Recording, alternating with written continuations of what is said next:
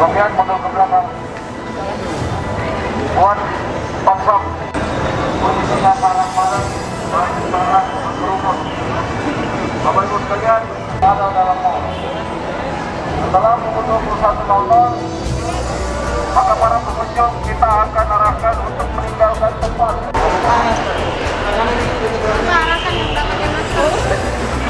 Ibu tolong jaga jarak, tidak berkerumun. Mohon Panakukang yang masih berkerumun diharapkan menjaga jarak. Jarak diatur 1 meter.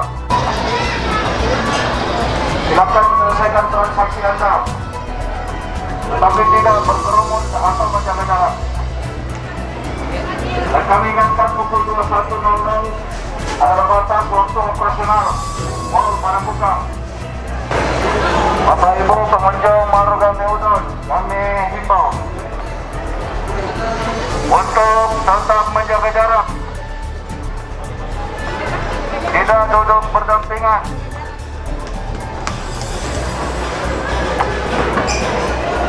Bagi yang tidak makan, silakan menggunakan maskernya, tidak berkerumun, dan tetap menggunakan masker. Bagi yang hanya melihat-lihat, belum membeli, waktunya sudah mepet Bapak Ibu.